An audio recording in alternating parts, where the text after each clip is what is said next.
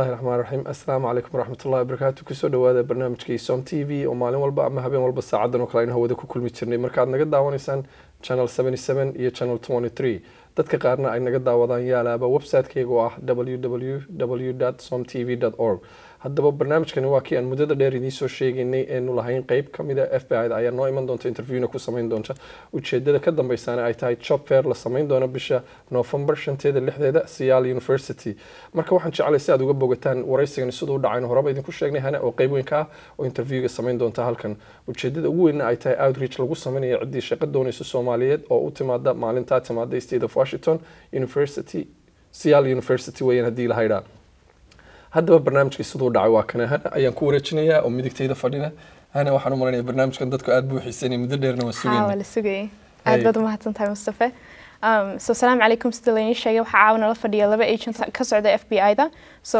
welcome to Som TV kusoo dhawaada Som TV as we say in Somali. Thank you very much for having me here today. Thank you. No. And can you please tell us more about what you guys do and introduce yourselves? My name is Stephen Dean. I'm the Assistant Special Agent in charge for the Seattle Division of the FBI. Assalamu alaikum wa rahmatullahi wa barakatuh. My name is Maha Hanna, and I am the Program Manager for Language Services section of the FBI. I work for headquarters, and I'm in charge in Washington, D.C., and I'm in charge of the 56 field offices. Thank you. And as you said, that there are 56 field offices in the United States, most of them in capital cities in the U.S. Could you tell us, and there's also one located in Seattle, could you tell us which, what the Seattle division does, and in general, what the FBI does? Sure. Not only are we in capital cities throughout the country, throughout the United States, we're in 70 countries, and in the Seattle division, our headquarters in Seattle, we have small satellite offices we call resident agencies throughout the state. So in Bellingham, Everett, Tacoma, Olympia, Vancouver, Tri-Cities, Yakima, and Spokane, we have agents and analysts dispersed throughout the state. All right. Our mission is varied. We work criminal investigations, gang investigations, organized crime, counterintelligence, which is espionage from other countries attempting to get secrets from our country, crimes against children, mortgage fraud, just a variety of things that we do. And we do that throughout the state. What's particular about our responsibilities here, we have 29 federally recognized Indian tribes, Indian reservations. So we are the police for major investigations on those Indian reservations as well. We do a lot of different things in this state. Yes, that's a lot. Thank you. And so, like you just mentioned, that the FBI's work is not just proactive, but also, I mean, it's not just reactive, but also proactive in that you try to give help people understand and give them safety tips and help them with like threats that may come to them. Could you plus tell us more about what advice you would give to the young people, to the young generation? You know, we do a lot of different things with the young generations. We do adopt-a schools. Our community outreach program is very robust. We're in different communities. We encourage different communities to not only get educated, but to work with the FBI. For the Somali community in particular, a couple threats that I see facing the communities, I would encourage the young folks to stay away from gang activity, to stay away from violent crimes. One problem that's plaguing this country in every community is the trafficking of young women for prostitution. And that's a problem that it's going to touch the Somali community as well as every other community. It is a fast road to a bad life, being involved in gang activity or being involved in the trafficking of young women. What I would say to young people, just like you hear from anybody else, education, education, education, employment. We're a great place to work. I've been working with the FBI for 24 years and truly enjoy it. Thank you. And that's great to know that there's, at least there's some ways that we can help our young people get out of gangs and all the other bad stuff. And you just give us some advice to the Somali community. And I also know that you guys are tailoring some of your employment recruitment towards the Somali community as well. Could you tell us more about the upcoming job fair and what that entails for those interested? As it was told at the beginning, I don't understand Somali, but I can understand that the gentleman did mention the job fair on the 4th and 5th of November. It's going to be in Seattle University. Basically, we're trying to tailor it for languages and for people with languages, heritage speakers of the language. So we want somebody who could speak good English and have good command of the language itself. We need pretty much all the languages: Somalis, Arabic, Farsi, Urdu, pretty much everybody. If you come to the job fair, you're going to have a great idea of what you need to have to work for the federal government. For example, we will have 2 briefings at this fair. The first briefing will be about the minimum requirements to work for the FBI. You have to be a U.S. citizen. You cannot do drugs. Pretty much the 4 or 5 basics to get into the FBI. Yes. That's the first briefing. The second briefing will be, what does a linguist do in the FBI? Language analysts of the FBI, what do they do? How much do they make? And then we go into the test, which actually has just been changed to accommodate more Somali. I personally worked with our Somali linguist on that test. And then we're gonna go into the clearance process. It is a little painful, but we do manage the expectation and try to manage the expectation of not only the Somali community, but everybody else who comes, who are not born and raised necessarily in the country, to understand what the clearance process is about. All right, so does the test is it in Somali? Is that what you're saying? Or? Yes, our test is, everything is Somali to English. So they will talk about this at the fair too. So it's gonna give you a very good grip of what the skill set that's needed, and how much you will get paid, and the clearance process. All right. May I add something also? Oh, absolutely. Not only, this is a language fair, but how proud would the Somali community be to have a Somali FBI agent? I've worked with FBI agents from every community. I don't know that I've ever worked with a Somali American FBI agent. I would encourage the Somali community people.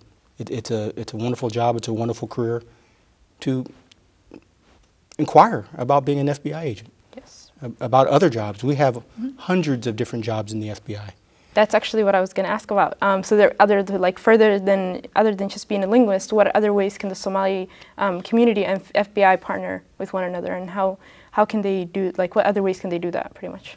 We have accountants, we have engineers, we have scientists, we have a huge lab back in DC, we have clerical staff, secretaries, computer specialists, information technology, FBI agents, pilots, police officers. We have an FBI police force in our major cities in Washington, D.C. and New York. There is a bunch of different jobs that we do. And at that job fair, not only at the job fair, but any day of the week, they can come to our office or call our office and get information about employment with the FBI. Thank you.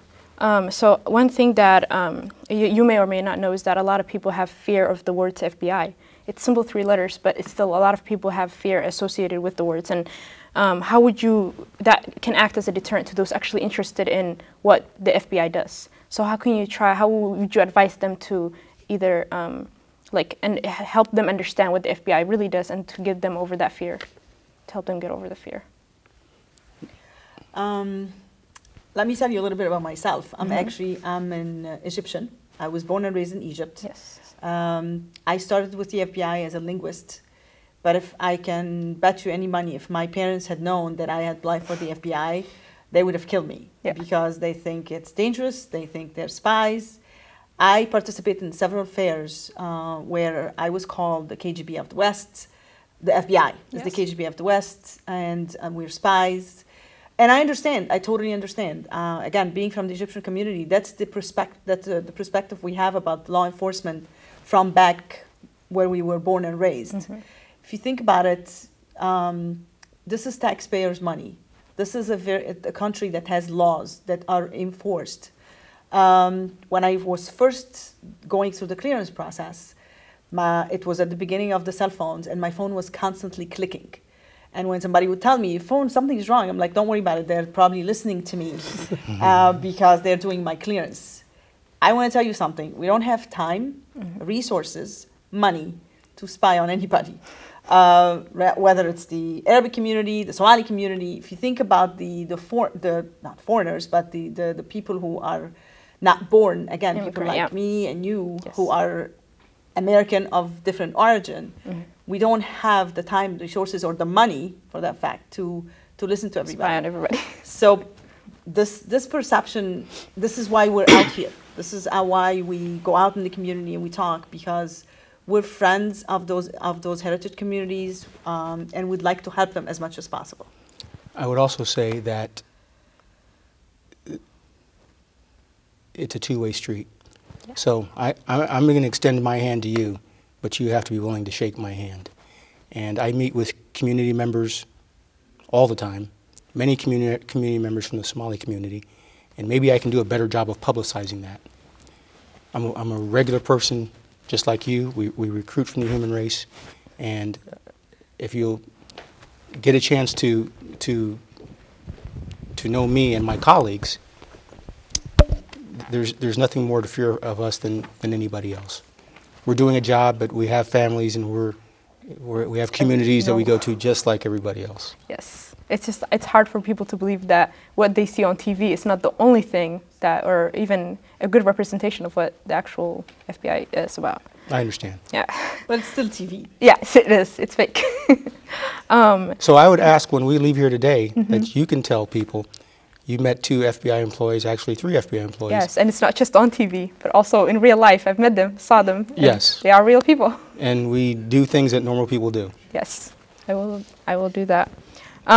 So again, on the enforcement and like the fear of enforcement or enforcement mechanisms in the U.S. and I guess in general, many believe that if they know of an illegal activity or are involved in an illegal activity, for their parents or anybody, their siblings, anybody who knows about them, they will also, if they tell the law enforcement, that they will also somehow be implicated in that. And they fear that, you know, the law may not be protecting them because I don't know, for many different reasons that people fear law enforcement. So what would you advise them to not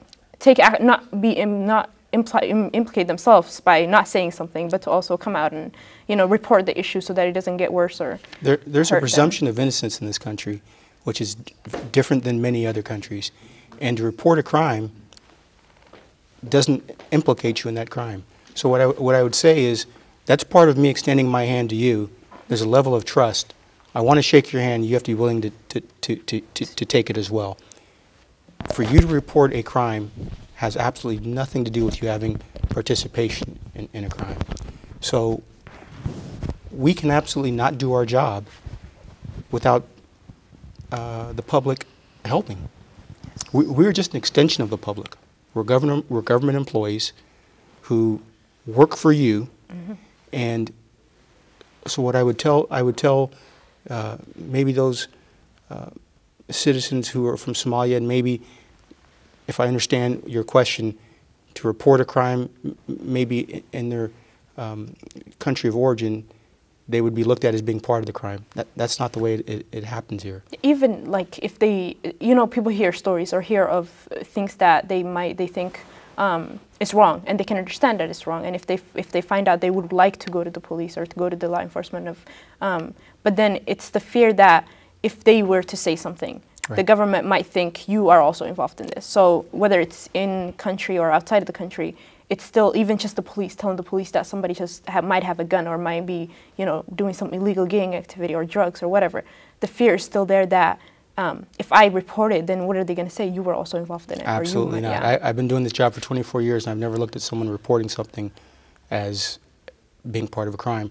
But crimes can be reported anonymously. You can call the police, or you can call the FBI, or you can call a law enforcement agency anonymously. Call from a payphone. Do we still have payphones? No. Call from a blocked phone. Call from Google. Call from Google. Call from the library. You can send an email from an anonymous place. Report anonymously. Don't give your name.